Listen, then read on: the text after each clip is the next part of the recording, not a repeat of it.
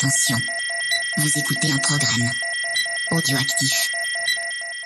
Oh, touching! Jack Miller nudging him wide as well. Contact! Miller and Mir! Side to side! They bash into each other! The checkered flag is out! It's Zarco versus Martin for second, but the race winner tonight!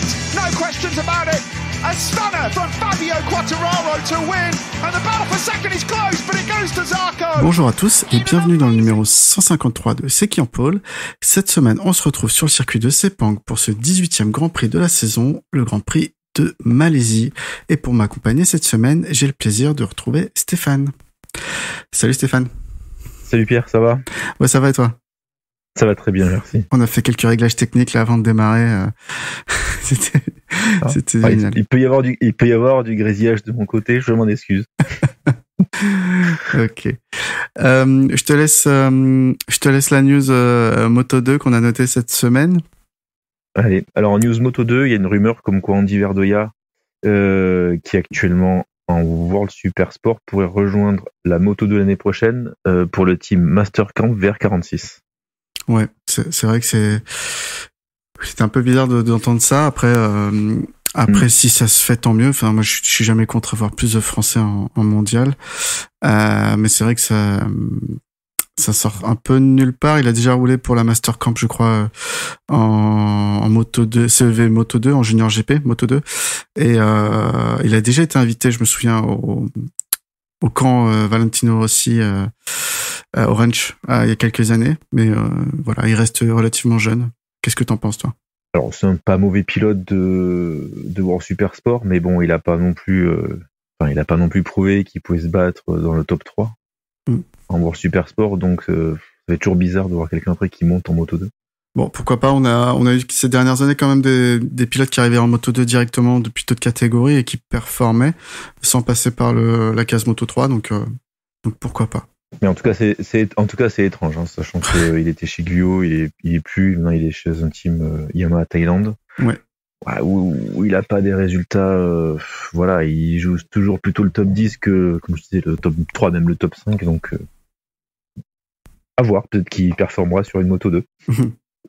J'espère. En MotoGP, on avait la wildcard d'Alvaro Bautista, on en parlera un peu plus en profondeur après. On peut en parler après. Ouais, c'était pas génial. Non. On a également Alex Rins, toujours forfait, et il sera absent officiellement en Malaisie et au Qatar pour le prochain Grand Prix, et il sera remplacé donc par Iker Lecuona, toujours. Je sais plus depuis quand on l'a pas vu sur la piste, hein. Ça commence à remonter. Hein. J'ai même pas l'impression qu'on l'a déjà vu cette année par la première course, donc.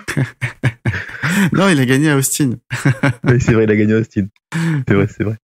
Mais ouais. Bon, tu vois que tu te demandes vraiment s'il est vraiment malade ou s'il se préserve jusqu'à la dernière course où il va essayer de finir sans se blesser pour enchaîner après. Hein. J'y ai pensé, c'est vrai. Avec Yamaha. C'est vrai qu'en même temps, bon, quand tu vois que ce week-end, le HRC, donc le team officiel a atteint 50 chutes de la saison avec Mireille Marquez, c'est beaucoup.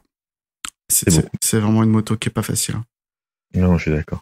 Et la dernière nouvelle, alors c'est plus qu'une rumeur, a priori c'est déjà fait, mais on n'a pas de confirmation officielle, donc c'est Luca Marini qui signerait justement au HRC en 2024 à la place de Marc Marquez. Alors celle-là... Drôle de nouvelle, hein. Je sais pas ce que t'en penses, mais alors c'est vraiment la news, parce que tu dis que quand même Marini, bon, est dans le team de son beau-frère. Ouais. De son demi-frère, pardon.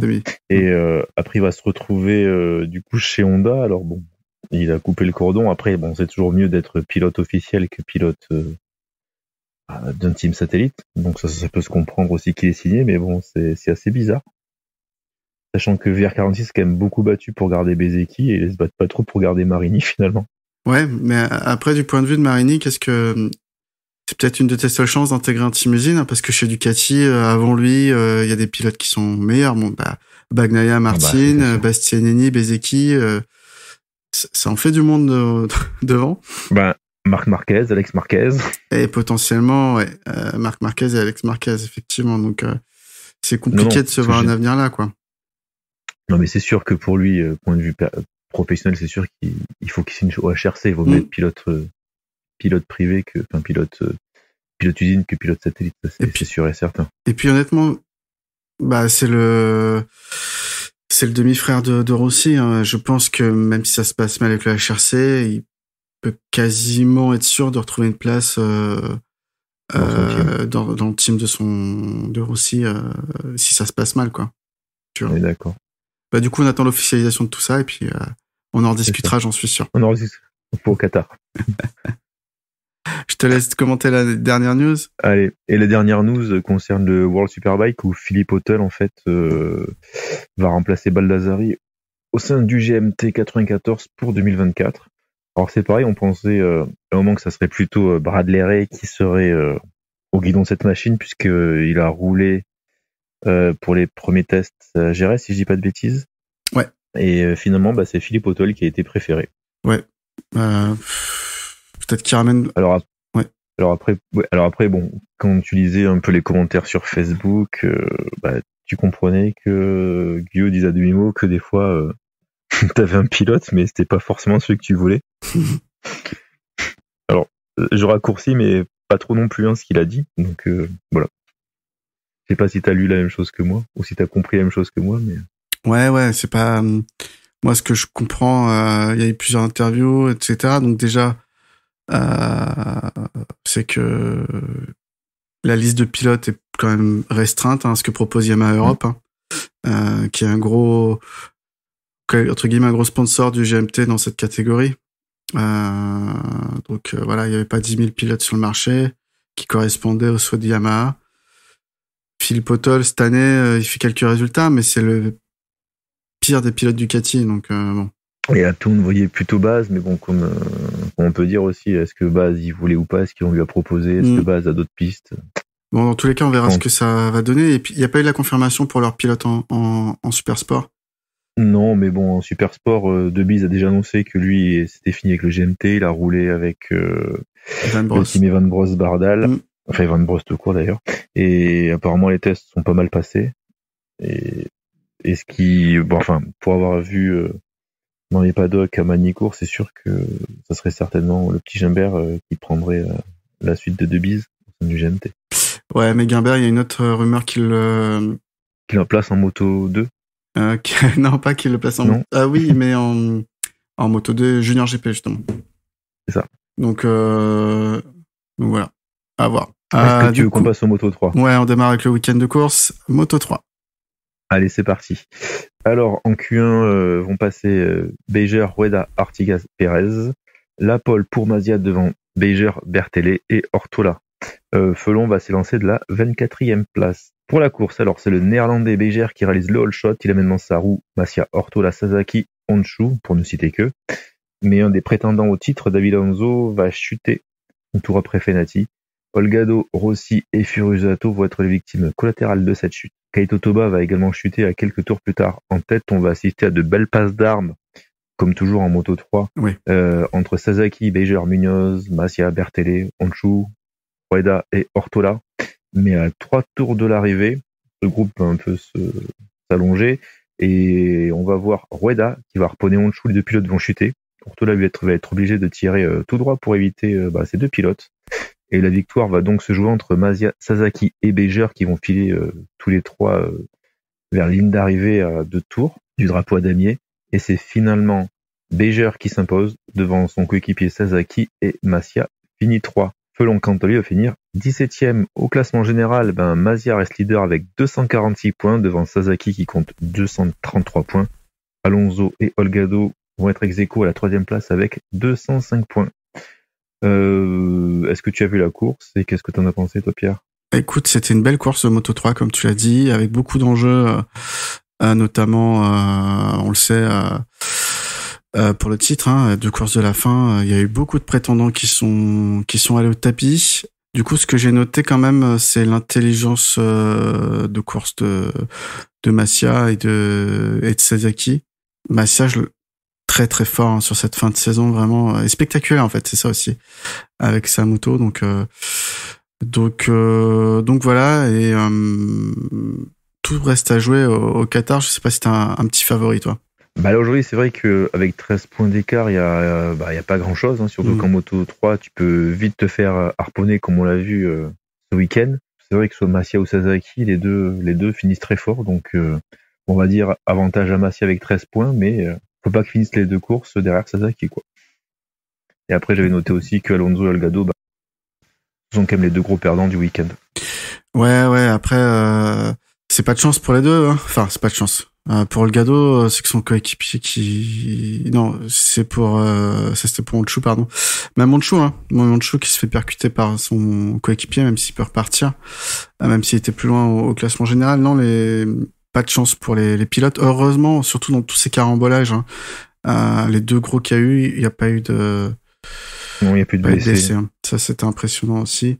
Un petit mot sur Fellon. Alors oui, il finit 17e à la ligne d'arrivée. Il finit 7e. Ouais. Mais je sais pas si t'as vu derrière David Munoz s'est pris une pénalité de 27 secondes à la fin de la course parce qu'il irresponsable riding comme ils disent, conduite irresponsable. Et donc David Munoz passe finalement 17e et Lorenzo Fellon prend une place 16e sur tapis vert, on va dire. Bon, de toute façon, Fellon, 17, 16 ou 15, ça change pas grand-chose. Ce que je voulais dire, c'est que voilà, c'est ça. T'as déjà 8 pilotes qui finissent pas la course. T'en as 2 qui chutent, qui repartent. T'en as un qui prend 27 secondes de pénalité. Et quand même, tu finis hors des points. Disons qu'il est parti 24e, c'était sa place, et ça aurait dû être sa place à l'arrivée, finalement. Ouais, c'est compliqué. C'est compliqué pour lui. Et toujours pas annoncé pour l'année prochaine, donc... Non, peut-être au GMT, hein, qui sait. Oh, pourquoi pas, après tout. Alors cette année, on voit de tout, donc pourquoi pas. C'est vrai. C'est vrai. On a lancé la rumeur. Voilà. T'as d'autres choses à rajouter sur le Moto 3, Pierre? Non, belle course, regardez-la. Ouais, belle course, ouais. Et c'est vrai que ça se resserre bien en tête, donc voilà. Les 2 prochaines courses vont être vraiment, à mon avis, assez passionnantes à suivre. Tout à fait. Allez, on passe au Moto 2. Allez, Moto 2. Alors, Moto 2, il s'est passé beaucoup de choses aussi. Alors, en Q1, Arbolino, Arenas, Ada et Roberts vont se qualifier pour la Q2. En Q2, donc, Paul pour Aldeguer devant Vietti et Gonzalez qui vont compléter la première ligne. Acosta, quant à lui, va s'élancer de la 6e place. Alors, comme on disait, bien sûr, il va se passer beaucoup de choses en Moto 2. Et du coup, il va se passer un gros crash dès le départ. Bien qu'il va réaliser le meilleur envol, Gonzalez va être victime d'un contact avec Aldeguer. Alors, course terminée pour Gonzalez qui voit tous les pilotes lui passer à quelques centimètres de lui, puisqu'il chute et reste planté en plein milieu de la piste. Arbolino, lui, va freiner très fort pour éviter Gonzalez, et donc du coup Arbolino va perdre quelques places. Suite à cet incident, il va se retrouver 7e. Fermin Aldeguer, lui, ne va rien perdre puisqu'il va conserver la tête de la course devant Acosta, Ramirez, Vietti et Canet.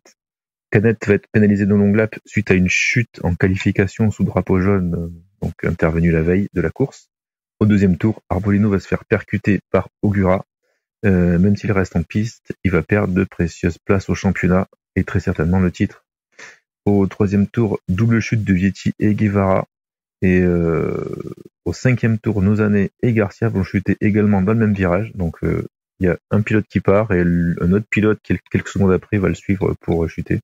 Ce ne sont pas 2 accidents, en fait, 2 accrochages. Ouais. C'est vraiment 2 chutes.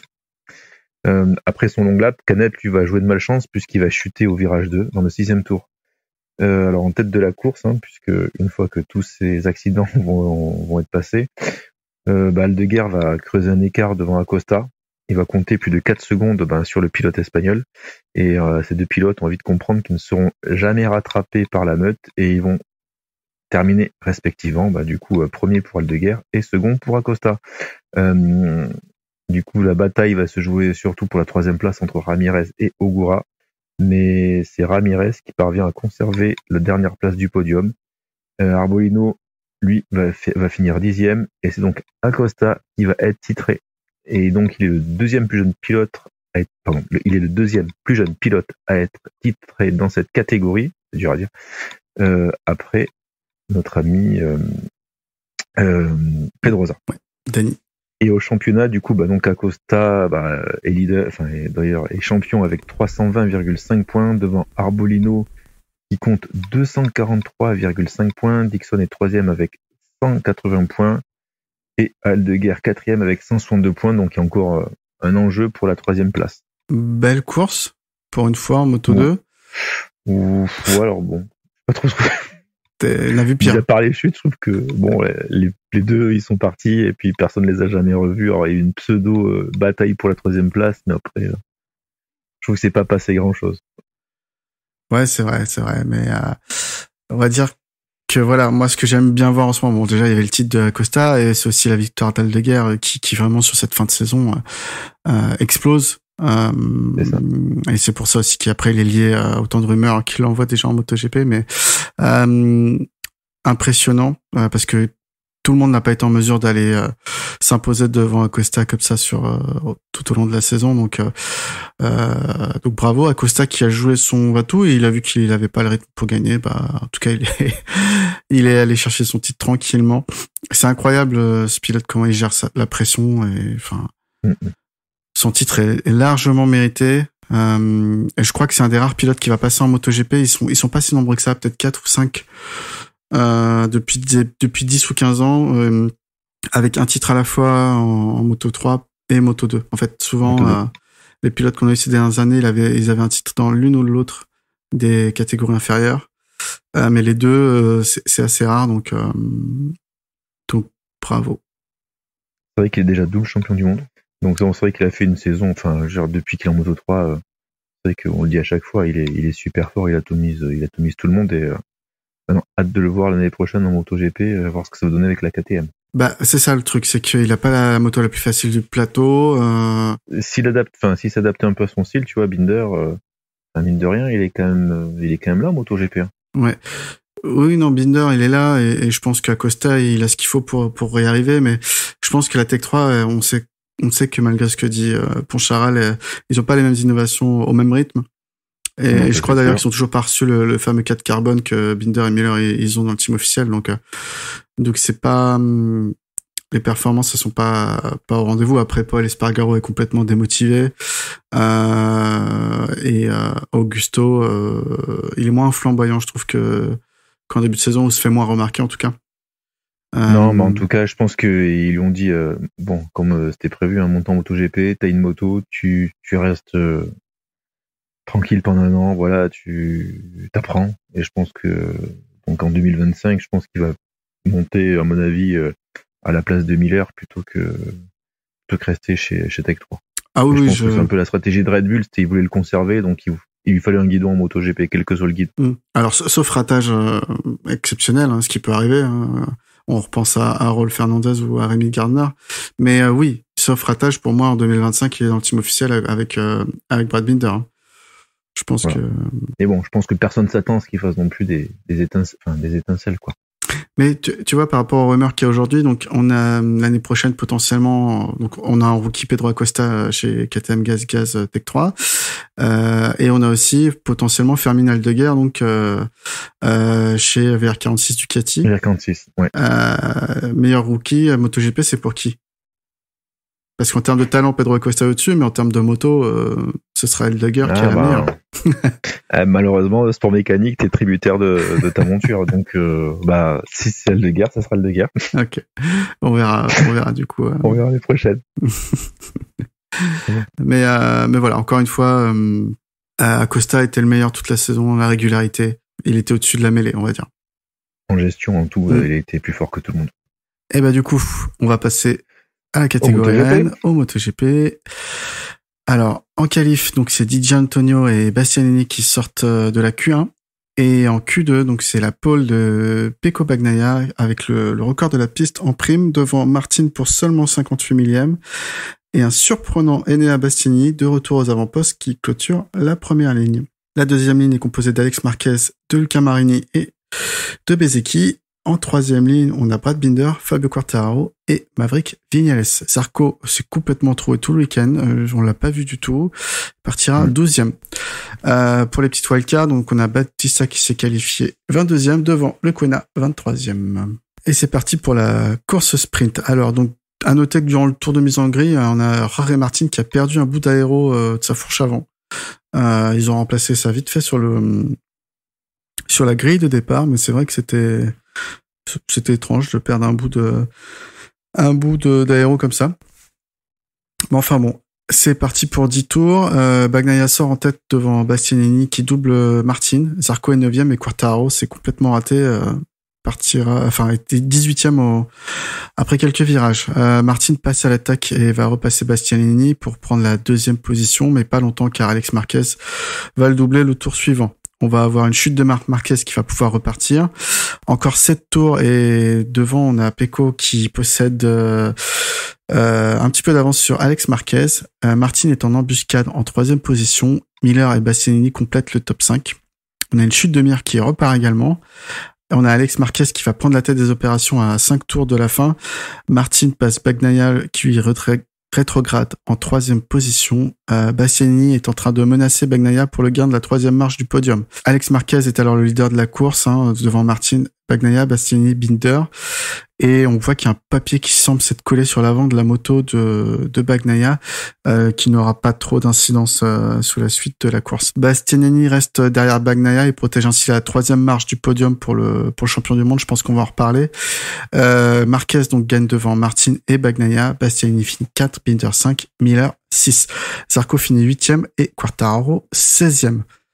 Je voulais commencer, Stéphane, par la victoire d'Alex Marquez, sa 2e victoire en sprint cette saison. Et Alex Marquez, il était très fort sur cette course. Comme il disait, la moto allait bien, son pilotage était en osmose avec la moto, enfin, toutes les planètes étaient alignées, donc comme il a dit, pour lui c'était vraiment un samedi parfait et il pouvait pas faire mieux. Une course impressionnante de maîtrise aussi, on l'a pas vu tant que ça dans cette catégorie. Alors le problème c'est vrai on l'a quand même vu beaucoup chuter, mais c'était souvent quand même pas sa faute. Oui. Donc là, c'est vrai que quand tu pars devant, tu te fais moins tamponner quand même. Et il a montré qu'il pouvait attaquer Bagnaia et puis mener une course et gagner la course. Donc c'est bien pour lui. Ouais, c'est vrai. J'ai noté 2 choses qui sont intéressantes. Donc Zarco a dit, parce que ce week-end, alors peut-être pas en course, il a dit. Alex Marquez, je l'ai vu rouler et il a repris son style qu'il avait en Moto 2 parce que la moto lui permet. Donc ça montre qu'il est en confiance avec cette moto. Ils avaient roulé ensemble aussi. Et Alex Marquez, lui, qui s'est permis une petite phrase en disant je savais que je serais de retour au plus haut niveau. Certains ont vite oublié que que j'ai traîné une blessure pendant longtemps. Donc voilà. Il y a autre chose aussi, c'est que il a aussi montré que finalement la moto de l'année dernière, même si elle est dépassée, on va dire en milieu d'année, elle a quand même pas mal marché sur cette course et que finalement par rapport aux motos de l'année en cours, là tu voyais pas la différence. Non, je suis d'accord sur ce week-end, on voit pas la différence et je pense qu'on la verra pas jusqu'à la fin de l'année. Pour moi, c'est possible. L'année dernière, on commençait déjà à voir Bastianini commencer à perdre des duels avec une N-1 face à Bagnaia. Là, c'est moins le cas, je trouve. C'est moins flagrant. Mais là, c'était moins flagrant sur la course. En tout cas, c'est vrai que Marquez, il a déposé les autres comme s'il y avait la même moto que. Tout à fait. Après, est-ce que tu veux nous parler des consignes d'écurie? Ça y est. Les consignes d'écurie, alors bon, peut-être qu'il y en a. En tout cas, personne n'a dit qu'il y en avait officiellement, ni Bastianini, ni le team Ducati. En tout cas, Bastianini a dit qu'il avait fait volontairement. Qu'il avait le rythme de passer, mais que il pensait que c'était pas nécessaire de le passer à ce moment-là parce il a pas vraiment dit. Il a pas vraiment dit comme ça quand même.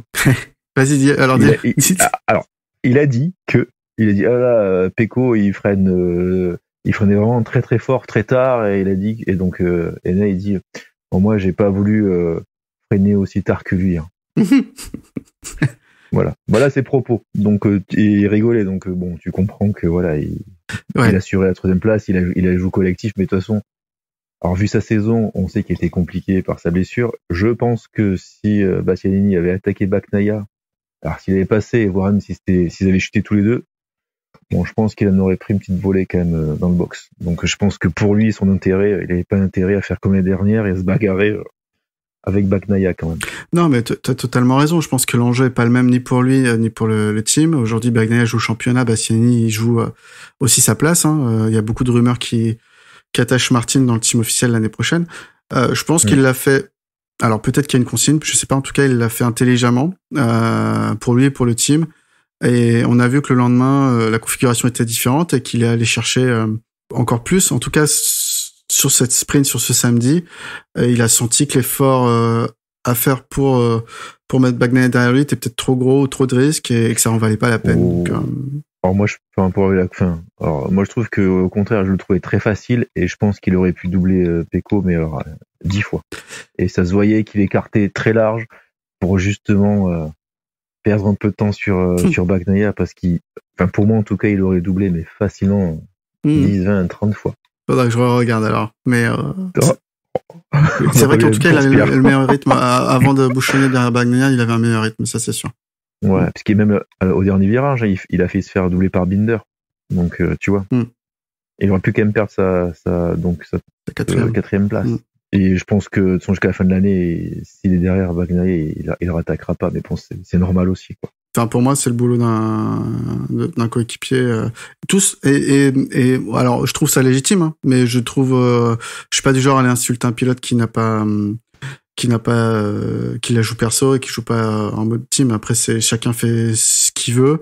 Les deux façons de faire sont valables à mes yeux pour des raisons différentes, mais ça reste un sport individuel au sein d'un collectif qui est une équipe. Donc, des fois, les intérêts sont contraires et voilà. Je me souviens d'un Jorge Lorenzo qui avait refusé d'écouter des consignes d'équipe. C'était un choix qu'il avait fait, qui peut s'entendre aussi. Donc, voilà. Quand t'es pas dans le même team, il n'y a pas de raison de la jouer comme ça, mais quand t'es dans la même écurie et que t'as plus rien à gagner, ça sert à rien, quoi. À part se faire mal voir par l'ensemble de son team. Donc, C'est vrai. Alors, une petite discussion que je voulais avoir aussi, c'était le départ catastrophique de Quartararo. Alors, en interview, il a dit qu'il avait tenté un truc au premier virage, genre passer totalement à l'extérieur et freiner de manière différente. Mais le problème, c'est que son freinage n'a pas été assez incisif et ça n'a pas désengagé son système de rabaissement de la moto qu'il y a au départ.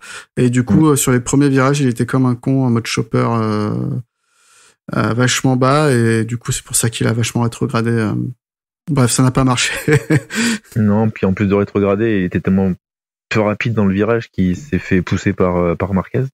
Donc, mais il a dit que c'était sa faute et que voilà, qu'il avait fait la truffe en fait, et que le système il s'était pas déclenché, son système de hold device. Il était parvenu à la fin, sa moto était parvenue comme tu l'as dit en position course et du coup ça l'a fait foirer tout le départ et ça l'a fait foirer la course sprint. On verra qu'il a mieux fait le lendemain. On peut enchaîner justement sur la course, le Grand Prix si ça te va. Allez, c'est parti. Allez. Donc, la course part pour 20 tours et c'est Bastianini qui prend la tête devant Martin et Bagnaia. Marquez va passer à l'offensif et passe en deuxième position. Zarco est 13e et Quartararo 7e. Après un tour, Bastianini mène la danse devant Alex Marquez, Bagnaia, Martin, Bezzecchi, Miller, Quartararo, Di Antonio, Marini et Binder. Martin est vraiment collé dans la selle de Bagnaia et ça y est, il trouve l'ouverture et va passer. Mais l'Italien réplique. On a eu droit à deux passes d'armes assez sympa entre les deux potentiels champions du monde cette année. Donc ça, c'était cool. Et donc devant Bastianini, lui, s'envole. Mir s'envole aussi, mais pour une autre raison, dans le sens où il chute. Bastianini mène donc devant Alex Marquez, Bagnaia, Martin, Bezzecchi suivent derrière et il va rester à ce moment-là 15 tours. On a Bagnaia qui se défait enfin de Martin et lui colle une seconde. On va avoir une chute de Miguel Oliveira et là c'est la catastrophe pour les Aprilia parce qu'on a un problème technique sur la machine de Rolf Fernandez qui va abandonner et une chute d'Aleix Espargaro. Donc le dernier représentant de Aprilia, ça va être Viñales. On a une grosse bagarre entre Miller et Quartararo pour le gain de la 6e position, mais le Français bouchonne un peu à ce moment-là. Martin est à la peine en 4e. Hein, lui, il a perdu beaucoup d'écart sur Pecco. On va avoir une chute de Brad Binder et Quartararo enfin passe Miller pour le gain de la 6e place. Nakagami va chuter en fond de peloton.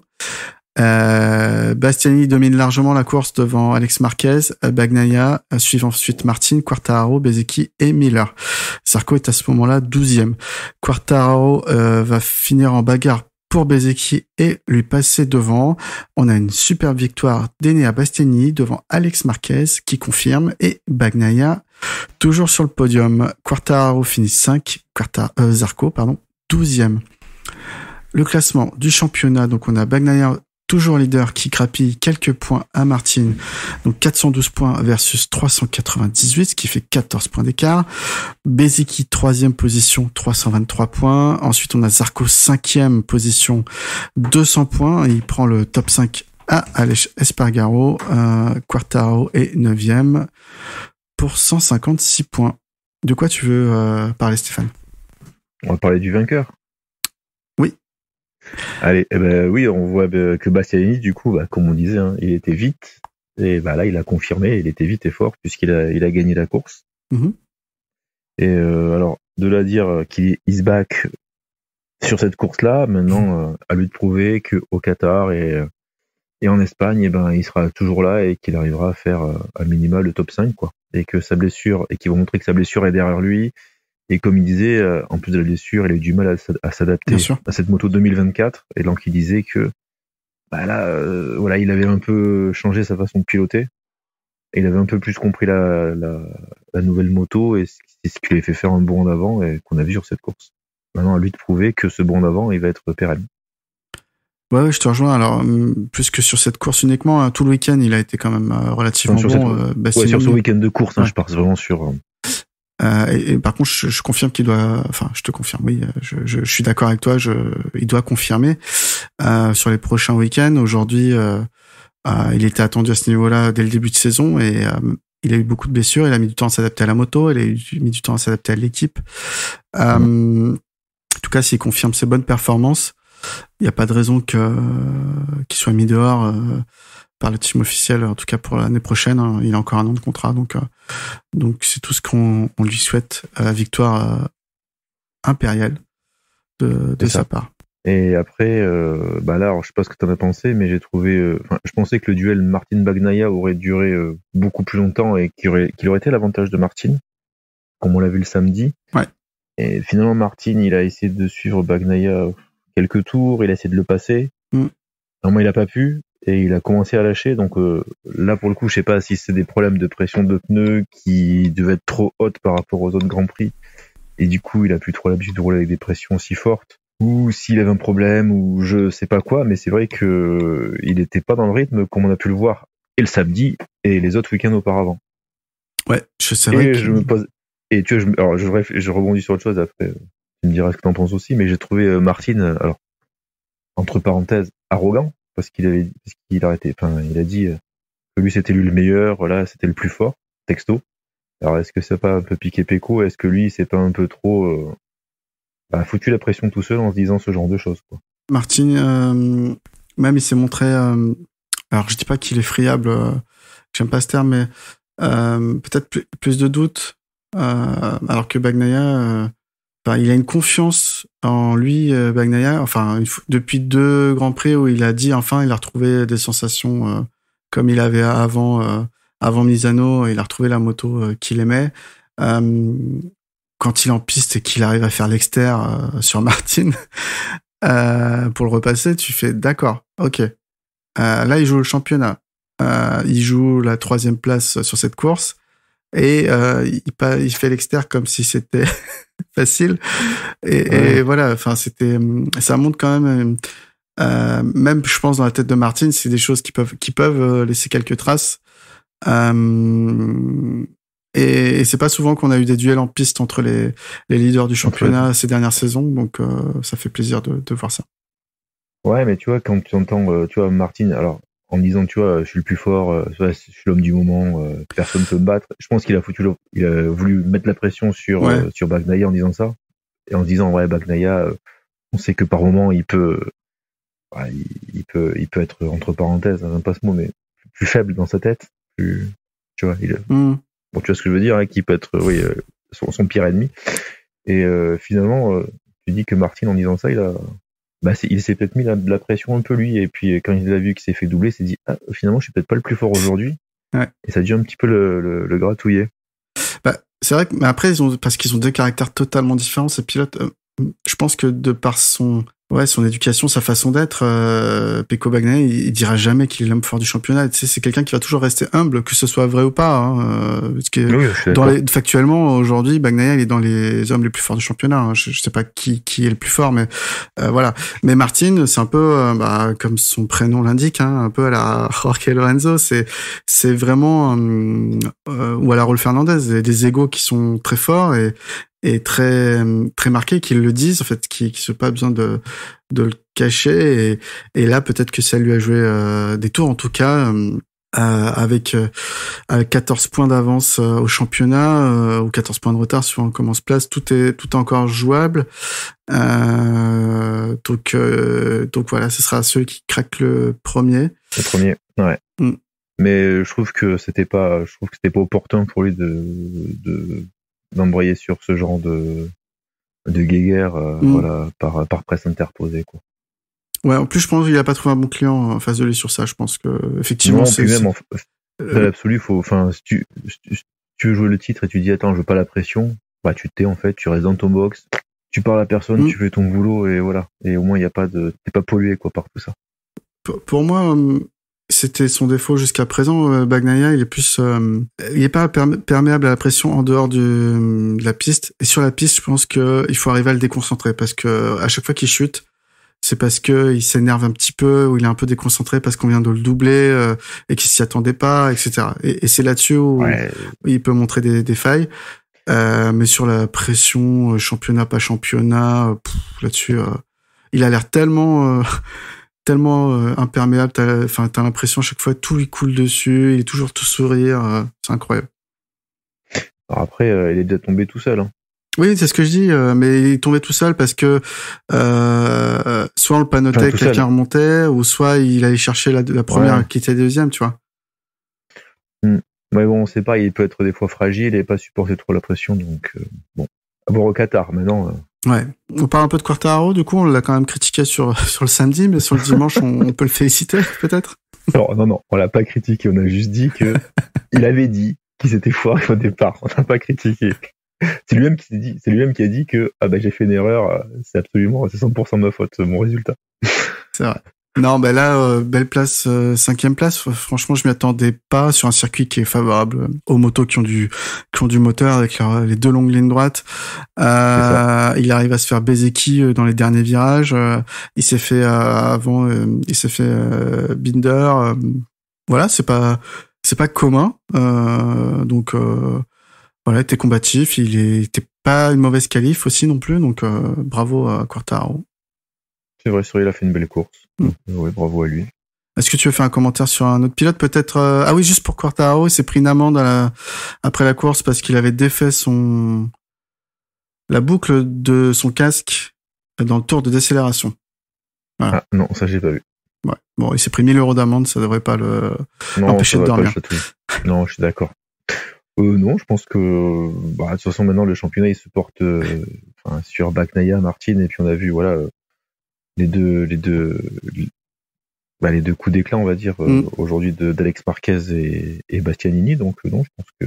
un petit commentaire sur les pilotes SBK qu'on avait peut-être. Il y a Iker Lecuena qui a fait une interview avec beaucoup d'humour, où il a déclaré aujourd'hui c'est moi qui finis devant Bautista, sous-entendu toute la saison en World SBK il a fini derrière. À peu près pas comme tout le plateau presque, hein. Et en MotoGP il arrive à le battre, donc voilà. Alors je suis quand même déçu parce que Bautista, quand il avait fait ses tests, on l'avait placé là au 9e temps de la Q2, et alors là il a été alors maintenant savoir ce qu'il avait comme, là il a fini dernier, mais très loin de l'avant-dernier d'ailleurs, et qui est Marc Marquez qui a chuté, si je dis pas de bêtises. Ouais. Il finit quand même très loin, et alors soit son test qu'est-ce qu'il avait comme machine, est-ce que il a testé des choses justement pour l'année prochaine pour les pilotes, ou est-ce que le week-end de course finalement c'est très très différent des tests. Et c'est vrai que moi en tout cas je m'attendais à beaucoup mieux de Bautista et qu'il aurait joué au moins pour un point pour le top 15. Ouais. Alors je te rejoins. Alors moi je mets à culpa. Vous pouvez foutre de ma gueule. Moi je voyais Bautista largement meilleur que ce qu'il a fait ce week-end. Donc ça, je l'avais vu beaucoup trop beau, hein, insultez-moi. Ah mais je suis comme toi, alors là, pour m'insulter aussi. Et moi, je pensais qu'il aurait montré qu'il était là, quoi. Voilà, il finit à 53 secondes le dimanche de la tête, à 3 secondes derrière le Quena. Je le voyais pas aussi loin, je le voyais à entre 20 et 30 secondes, un peu comme ce qui donnerait le top 11, top 15 entre Vignales et Espargaro sur la course. Bon, c'est pas le cas. Moi, j'ai lu une interview comme quoi, quand il a fait ses essais à Jerez avec le team officiel Aruba Ducati au World SBK, il a fait un high side, il s'est blessé à l'épaule et ça lui a fait jouer des tours tout le week-end. Bon, c'est une excuse peut-être un peu facile. En tout cas, il remerciait l'équipe de lui avoir laissé l'opportunité. Et pour lui, Carl Quena, c'est quand même on commence à avoir l'habitude de le voir faire des piges depuis 2 ans en remplacement pour Honda, donc sa place, je suis moins choqué. Non, mais en tout cas, je trouve ça un peu le rendez-vous manqué avec Bautista et le MotoGP. Oui, je suis d'accord. Surtout quand on a vu plutôt cette année des wildcards, la wildcard de Pedrosa. C'est ça. Ouais, c'est vrai que Pedrosa, lui, il roule plus. Alors que Bautista, il roule quand même en championnat, il roule en mondial, il a de la pression à chaque week-end de course. Il est quand même dans une routine de je monte sur la moto, faut que je sois compétitif, et il est encore dans le rythme d'un championnat que ne l'est pas Pedrosa, quoi. Mais du coup, Pedrosa, il a l'habitude de rouler sur cette MotoGP avec les pneus Michelin, alors que Bautista, il a quand même quitté le MotoGP en 2018, sa dernière saison. Du coup, ça fait 1, 2, 3, 4, ça fait 6 saisons qu'il est plus là. Il connaît plus la MotoGP a beaucoup évolué avec l'aéro, les pneus. Et de passer du Pirelli au Michelin, je pense que ça joue beaucoup aussi. Ouais, mais il avait déjà, comme on disait, il a déjà testé la moto, donc il n'arrivait pas en terrain inconnu non plus, même si c'était que 2 jours d'essai. Il avait quand même eu l'occasion de la conduire. Bon, on le saura jamais parce que c'est vrai qu'avec ce genre de résultats, c'est pas sûr qu'on le revoie. Non, il avait fait 1 ou 2 séances d'essai d'ailleurs. Je crois qu'il en a fait 2 parce que il y en a une qui était prévue depuis longtemps et puis il y en a une autre qui était pas prévue, mais Pirro était blessé parce qu'il a fait une sacrée chute en CIV italien. Pirro s'était sacrément blessé et je crois qu'il a fait du coup les essais qui étaient prévus officiels, c'est Bautista qui les a fait. Ouais, donc il avait déjà un peu conduit la moto, donc. Et oui, je suis d'accord, peut-être que ça se reproduira plus jamais pour lui. Ouais, c'est comme ça. C'est comme ça. Je pense qu'on a fait le tour. Zarco, j'ai vraiment rien lu de lui, donc je sais pas du tout ce qui s'est passé ce week-end. Non, peut-être qu'il est plus là, Zarco, aussi. Ouais, tu penses? Quand tu vois une telle différence entre lui et son coéquipier. Après, une telle différence, ça peut s'expliquer par le talent. Aussi, peut-être que Ducati lui fournit plus les dernières innovations. C'est ça. Et peut-être qu'il s'est toujours pas remis dans le sens positif de sa victoire en Australie, hein, parce que Thaïlande, c'était pas là. Non. Malaisie, c'est compliqué.